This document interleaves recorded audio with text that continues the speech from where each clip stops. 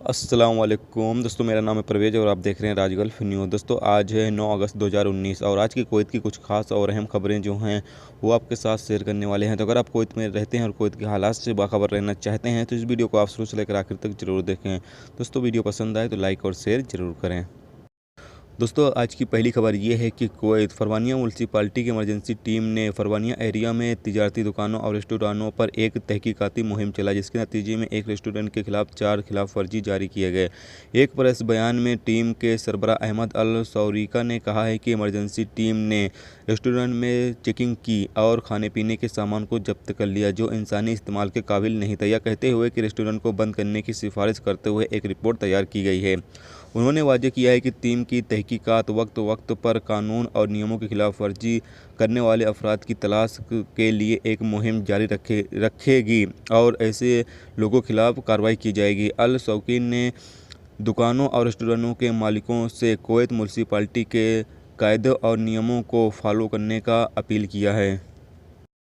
दोस्तों अगली खबर ये है कि कुवैत एक बांग्लादेशी के शरीर जो कि विनेडर में एक शौचालय के बाथरूम में मरे हुए हालत में पाया गया, मौत की वजह की पहचान करने के लिए फोरेंसिक डिपार्टमेंट में भेज दिया गया है। अल राय रिपोर्ट के मुताबिक जब वजारत दाखिला के ऑपरेशन रूम को मौत की खबर दी गई तो पुलिस और पैरामेडिक मौके पर पहुंचे और पता चला कि बांग्लादेशी गार्ड के तौर पर काम कर रहा था। इसी बीच सिक्योरिटी एहलकारों ने कहा है कि लाश पर कोई मारपीट के निशान नहीं पाए गए।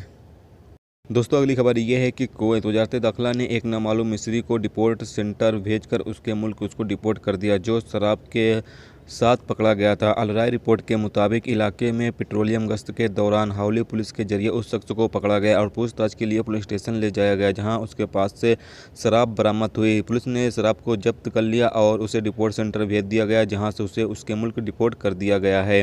दोस्तों आप सभी को पता चलें कि अगर आप शराब या ड्रग्स वगैरह के इल्ज़ाम में पकड़े जाते हो तो फिर आपको कुवैत के अंदर दोबारा काम करने की इजाज़त नहीं होती है, फिर आपको आपके मुल्क डिपोर्ट कर दिया जाता है। हालांकि जो भी सज़ा होती है वो भी आपको दी जाती है, उसके बाद फिर आपको आपके मुल्क डिपोर्ट कर दिया जाता है। इसलिए दोस्तों अगर आप शराब पीते हुए या फिर शराब की स्मगलिंग या ड्रग्स स्मगलिंग करते हुए पकड़े जाते हो तो फिर आपको काफ़ी ज़्यादा मुश्किलें पैदा हो सकती हैं। इसलिए आप ऐसे काम बिल्कुल भी ना करें जो कि कुवैत के अंदर गैर कानूनी हो। दोस्तों अगली खबर यह है कि कुवैत मिस्र की एक खातून ने अपने शौहर पर उसकी पिटाई करने और उसके 2 सोने के छल्ले और 400 दिनार चोरी करने का इल्ज़ाम लगाते हुए हावली पुलिस के साथ एक शिकायत दर्ज की है। जो अल राय रिपोर्ट के मुताबिक खातून ने मुबारक अल कबीर अस्पताल से एक मेडिकल रिपोर्ट पेश की है, जिसमें उसके शरीर पर चोट के निशान हैं और चेहरे पर खरोच के निशान भी हैं। दोस्तों अगली खबर यह है कि कुवैत वजारत दाखिला के लेफ्टिनेंट जनरल शेख फैसल अल नवाब यानी कि अंडर सेक्रेटरी ईद उल अजहा की छुट्टियों के दौरान कुवैत पुलिस को ये हुक्म दिया है कि कुवैत में रहने वाले कुवैती शहरियों और गैर मुल्कियों की हिफाजत करें और कुवैत का जो माहौल है उसको बेहतर बनाए रखें। किसी भी तरह कोई भी मुश्किल किसी को भी पेश ना आए, ख़ास तौर से बुजुर्ग और विकलांग लोगों की मदद करें।